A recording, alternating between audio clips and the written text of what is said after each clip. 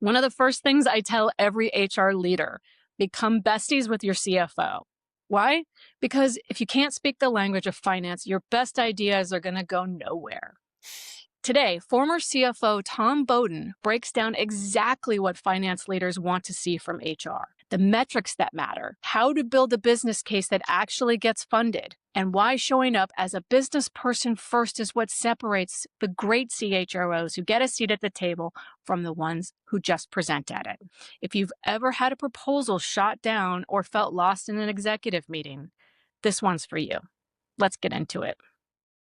Welcome back to the Don't Talk to HR podcast. I am your host, Amy Hamlin-Rodemick, or just Amy HR. And I am very excited for today's conversation because one of the most important relationships for any CHRO in their work life is the CFO. And my friend Tom here, Tom Beaudoin, is joining, former CFO of Nuance Communications. And we worked together at Luminar briefly when Tom came out of retirement for the fourth time, Tom? Third time.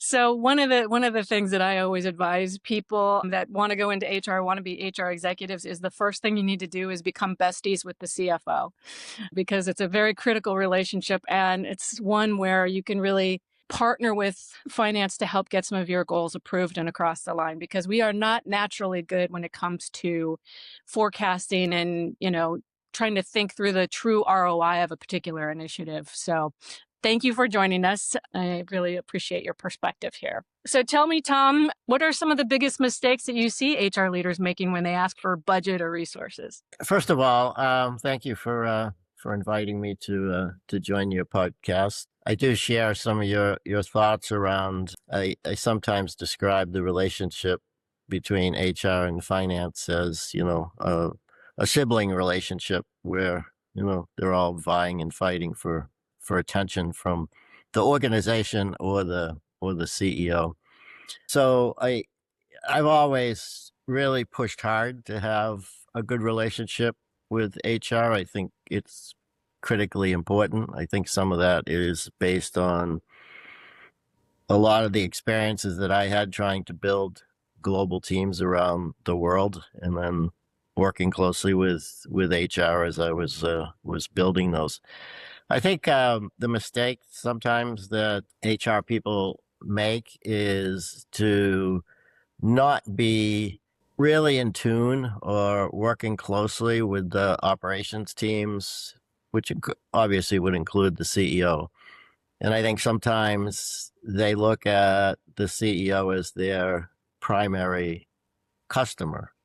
And although that's a very important relationship, the way to really build the strength of the HR team and the whole company is to make sure that the CHRO and then the people within the HR organization really understand the strategy and the operational framework that everybody's trying to operate under, and really understanding the critical elements within each function.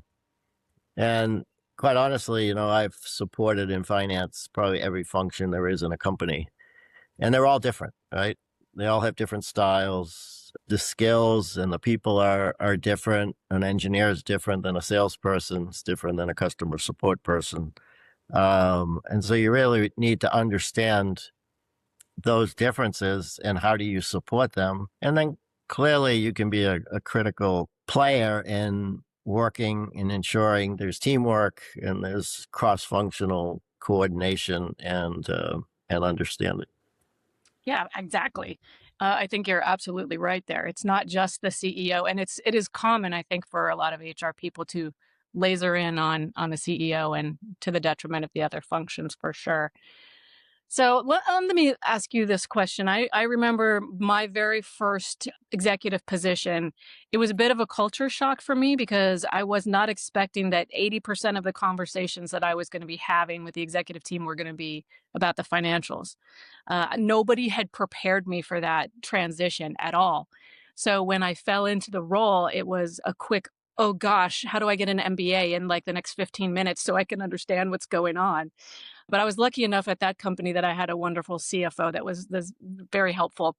But what are like the key things that you want CHROs to really be focused in on when it comes to those conversations? Like what should we be paying particular attention to? Yeah, well, I don't think you need an MBA, but you certainly do need a sense of what the financial drivers of the business are. And although it's critical for the HR team and the CHRO to kind of always have that people view and really to understand the dynamics of the organization and the people and kind of have their, you know, their backs. The best way to do that is to really understand the key operational and financial drivers of the business. So again, you can help, those teams build out their organizations with the right skills, the right people, the right capabilities. And the other thing is, if you're the CHRO, you're also a member of the executive team, right? Mm.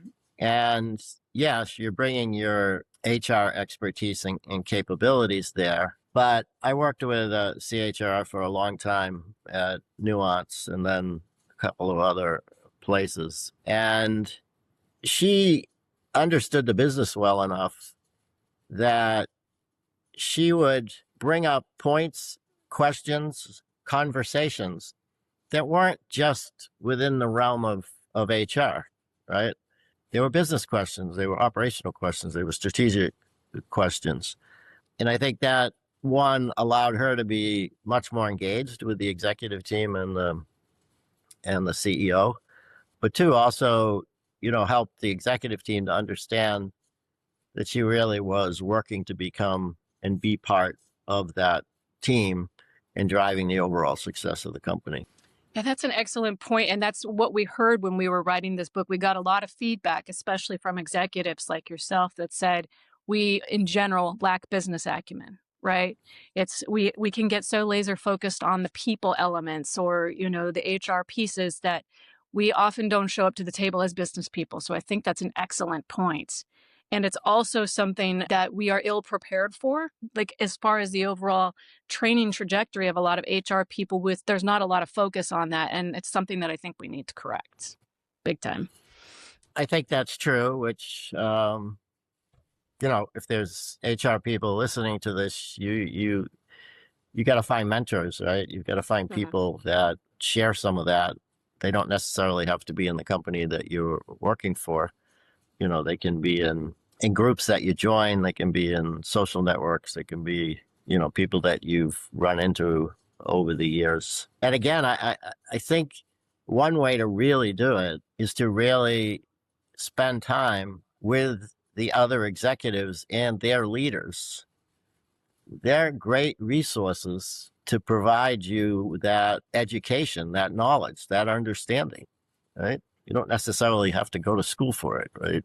You can pick it up practically through the organization. And you don't have to agree with everything they say, of course, right? And those executives will also benefit from, a closer understanding of the people implications. So, it's a two-way street. If you go in and you even ask for help, or can we just have a meeting every few weeks and can you just help me understand the business, right? Can you just help me understand what the issues are? So why do you think people avoid those conversations, Tom? Well, I think, Amy, a little bit, as you said, it's easy to get laser focused on the people side of the job, right? Yeah. And I think, you need to think about and branch out. Yeah. I think there's also the aspect that, people sometimes don't like to ask for help, right? They don't want to admit that they don't know something, right? That's the one right there. And That's why maybe I haven't asked at certain points in the past. Didn't want to appear stupid.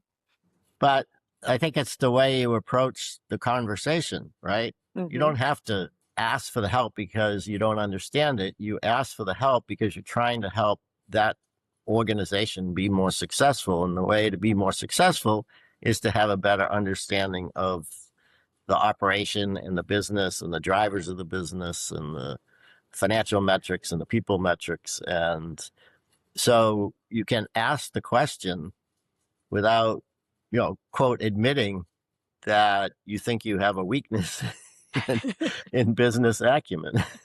Yeah, exactly. I was working for, this was my first executive job working for a private equity backed company. And I realized that what we really needed in HR was an upgrade to a different HCM platform from what they had. And, I strolled on in there to the board and presented my proposal for a $500,000 solution. And they just stared at me because I I didn't present it in the language of finance. And, private equity guys, that's the only language that they speak. So I was able to go back to the CFO and he helped me really map it out in a more concrete way to describe the ROI and show the overall forecast and everything like that. But what advice would you have for HR people? I'm much better at this now, but I know a lot of people on that might be watching don't quite know how to properly present a large scale initiative like that for a tool that may or may not have very concrete ROI. The most important thing in what you said is make a friend with a finance person, either the either the CFO or the head of FP&A or somebody that's quite adept and has a lot of experience in reviewing proposals. That being said, an investment that large has to have a financial return. It just can't have a people return. Sorry to say, but No, it's true. and there's a lot of metrics that, and a lot of benefits and a lot of ROI that a new CHRO system can have, right? It can speed integration across the organization. It can have synergy and linkage to the financial statements that allows for better forecasting or better analysis. It can lead to, better metrics within the HR organization around hiring and turnover and employee satisfaction. And so there will always be probably a little bit more, subjective benefits on HR proposals, but that's true of almost any proposal. But I think there's always the financial aspects to it. And as I say, partner up with your friendly finance person that you think, and it doesn't have to be, honestly, it doesn't have to be the CFO. Depending on the size of the organization, many organizations have very, very talented business operation, finance people or FP&A managers that, do this for a living. And they do it to support the operational teams all the time. So why shouldn't they do it to help their friends in HR? Exactly. So, on that same vein, I have a hypothesis that I believe within the next few years, certainly before 2030, we will see a significant reduction in the number of heads that are needed in HR as we start to deploy AI tools more and more. I personally am advocating for a model that has a very small but mighty HR team. You've got business partners embedded in the business, of course, but then you also have a strategic center of excellence, if you will, that's really focused on strategic initiatives when it comes to attracting talent, developing that talent, building out leadership skills of the future, that sort of thing. But less operations, like let's automate that, let's deploy AI to do a lot of workflow and that kind of thing. What do you think about that type of a model? Do you think we're headed in the right direction, or do you think that there's some other way to go? So, I mean, I don't know, my first job was over 50 years ago in finance, right? Before everybody had a PC and before we had all the cool ERM systems. And clearly it had an impact on the number of finance people, if I look back 50 years ago, that were in the organization. I worked for a very, very large tech company to what we have now. So these transitions have happened for a long time, right? And the jobs aren't going to go away, but they will change as you just described, right? And the organizations that stay ahead of that and really understand it, and quite honestly, the people that embrace it and stay current and try to learn new things are the ones that are going to survive, right? And the ones that are going to, provide the best value and have, the best careers and have job satisfaction and all of that. The model that you just described, I think works today without AI, right? I Mhm. mean, I think that's been happening for a few years, right? That in a lot of the G&A functions, whether it be IT or finance or HR, the importance of adding strategic value, the importance of being lean and mean, the importance of embracing tools and productivity, are critical today. And there has been lots of changes even over the last 5 years. And I think AI is just going to add a new dimension to that. Hard to predict exactly what it'll look like, but I think your overall model is I think right. But I might argue it's already it should already be similar to that today. Right?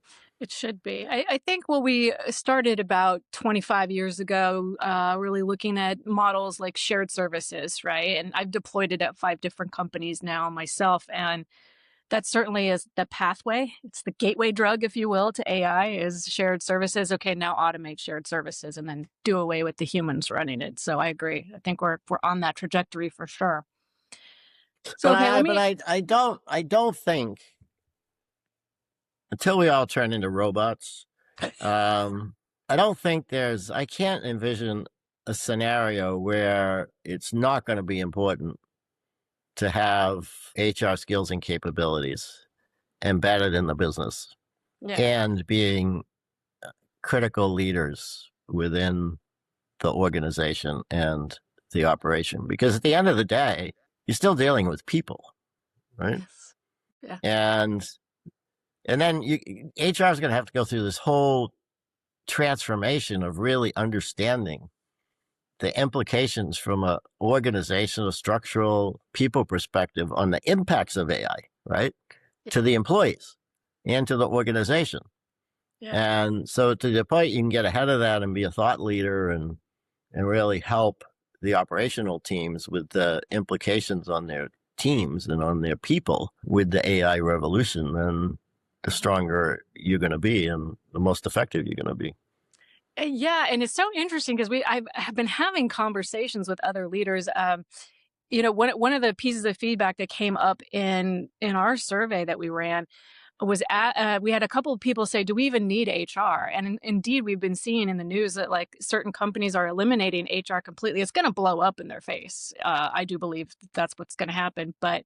One of the other pieces that we've been talking about is the partnership between IT and HR, because IT has the technical capabilities to roll out AI and manage the back end. But then you need HR for the change management, because the biggest piece that I'm running into as a CEO of an AI company is how do we deal with the change, the resistance that's out there? People are afraid, is it going to take my job? Is it going to be Terminator 2? They're going to take over the world.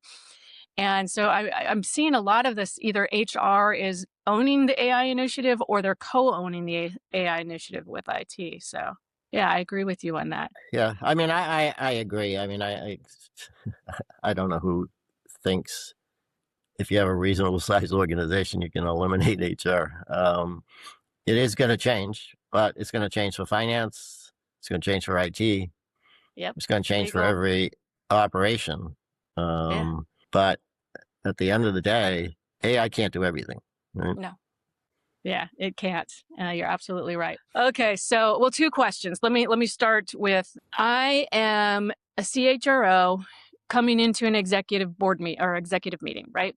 What are some of the key metrics that I should be bringing in that are compelling to you that will get you to stand up and say, okay, we've got an issue, or we've got a great HR team that understands how they impact the business and are making the right efforts forward to help move that business forward? Like, what would you like to see from me in those meetings?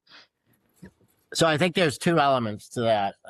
First element is, I mean, the HR department, the CHRO, should have a dashboard, should be presenting to the executive team quarterly the key metrics that impact the overall organization, right?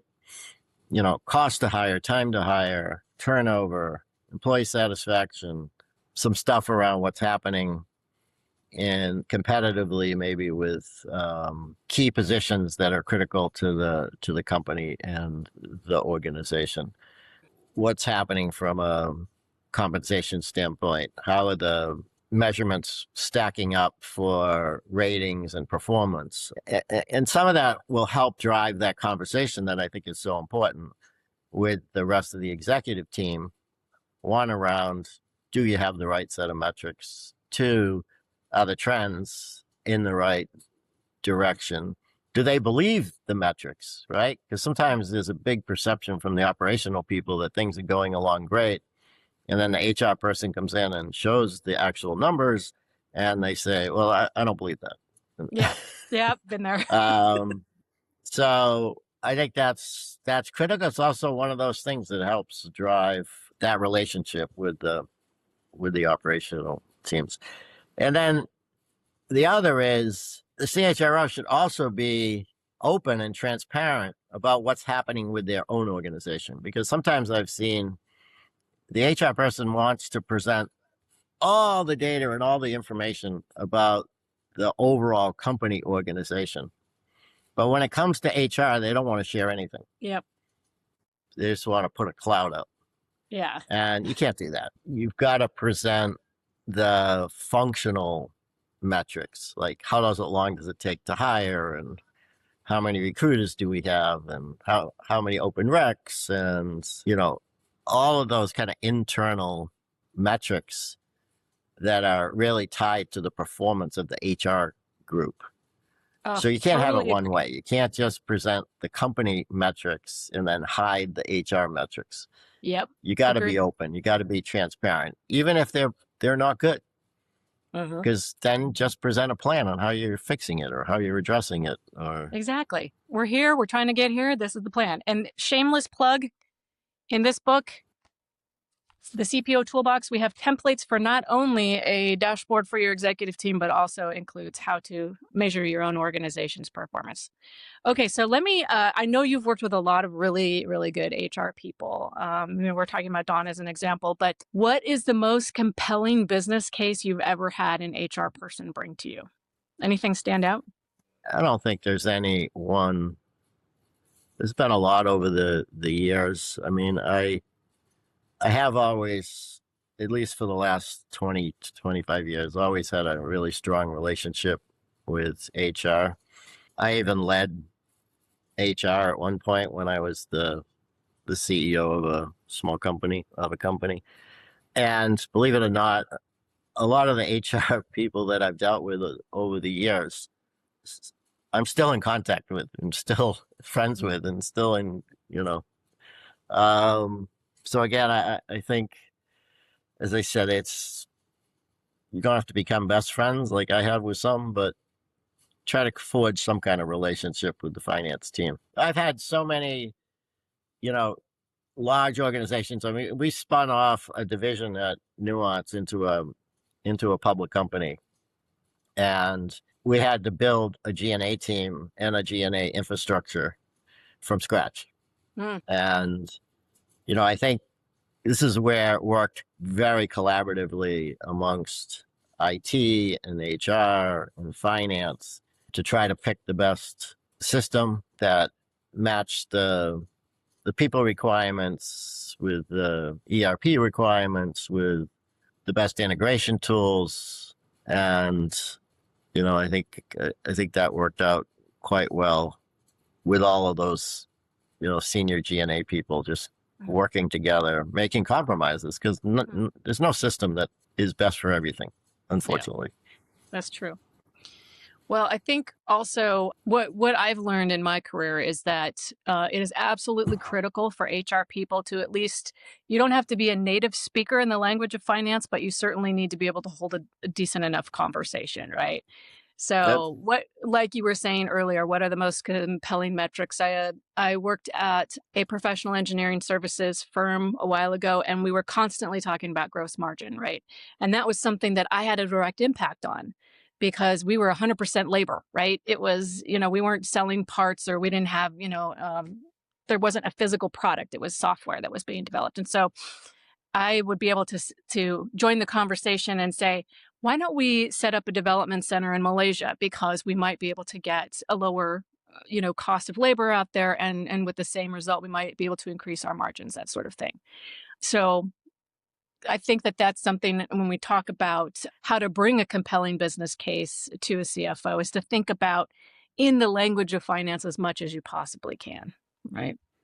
Sure. And this is where I said, trying to have conversations with each of the functional leaders really helps to understand what those critical financial metrics are, right? So if you're talking to the CRO, it's all about growth, right?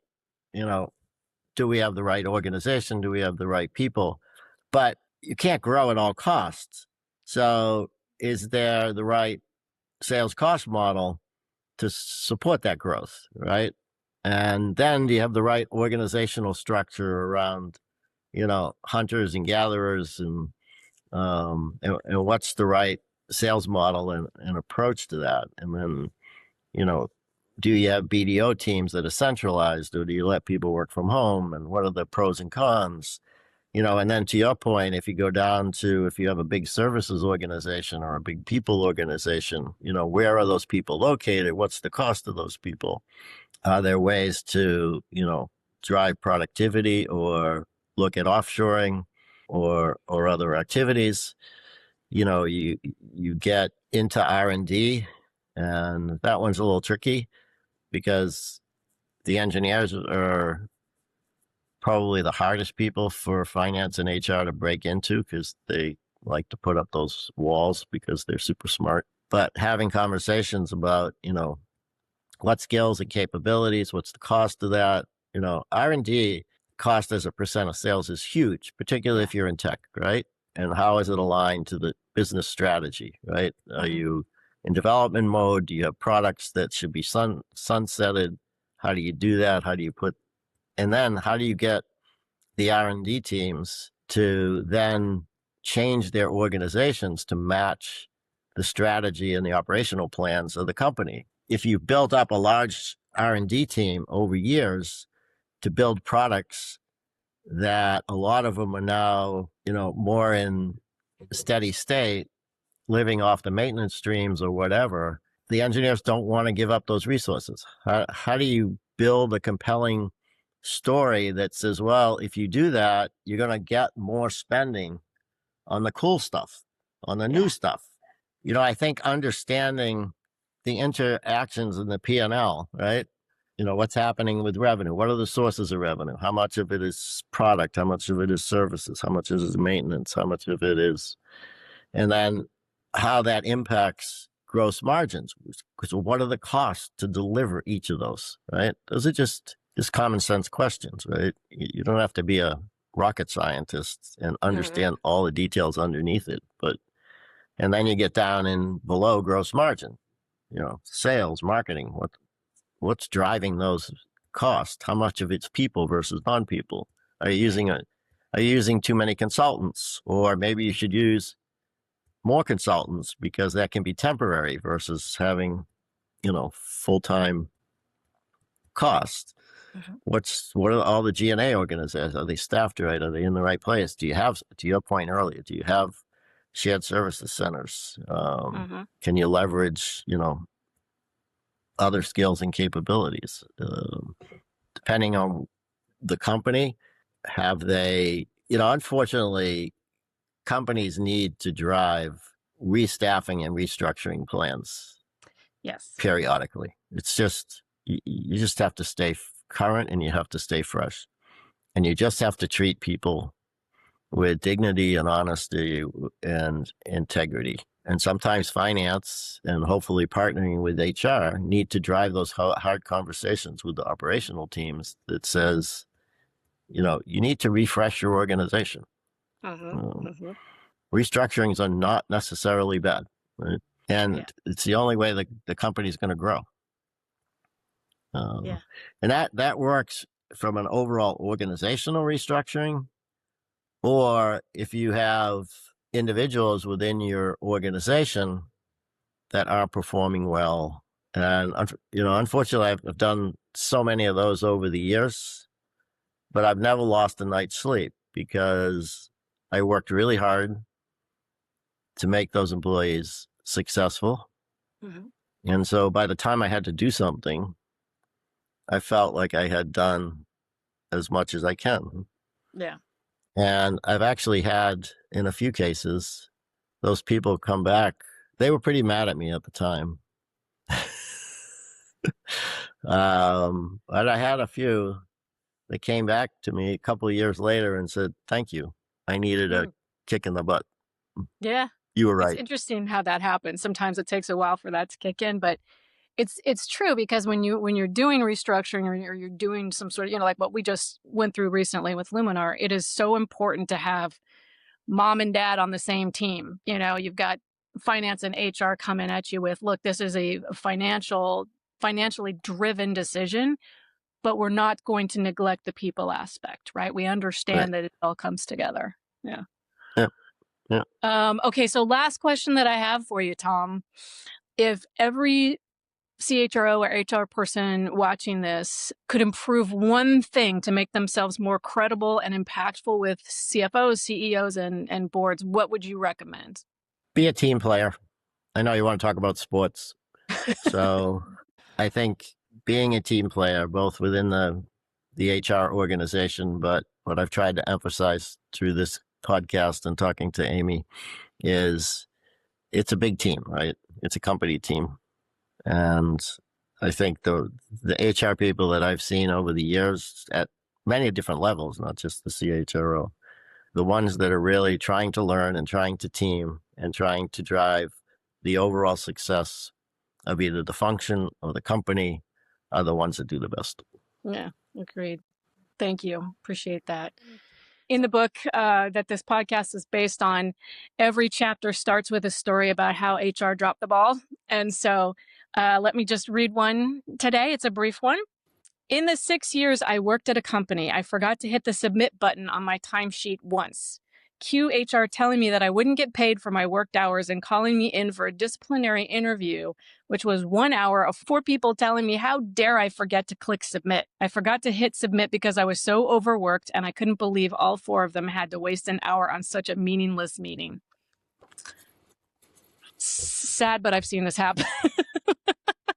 We do have a lot of HR people that are quite married to their policies and making sure that they are, followed to the T, but I just don't think that that's the value HR really brings to the table.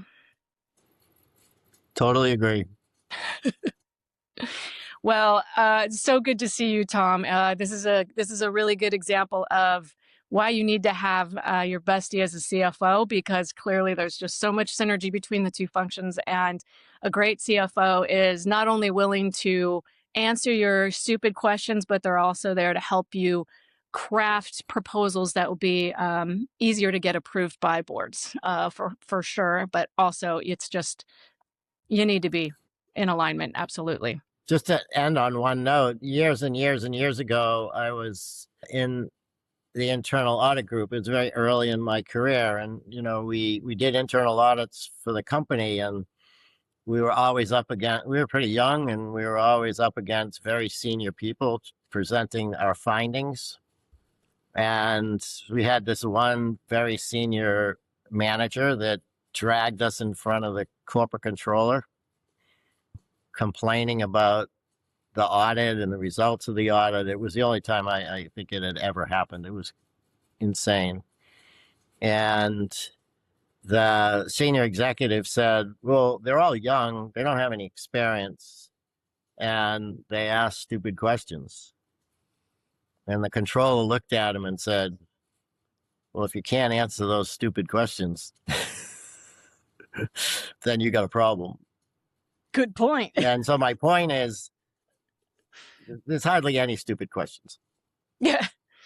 And I think that's a really, really good point. Thank you for ending with that, because I think a lot of us are always afraid to, ask the question and look stupid. And the thing is, there are no stupid questions. So ask it. It's better to ask it and get it answered than to make a mistake because you didn't know. Yeah. And if the person tells you it was a stupid question, then it's their problem, not yours. Oh, nice. Excellent. Well, thanks again, Tom. And thank you for those watching us today or listening to us today with the Don't Talk to HR podcast. But do remember, do talk to HR.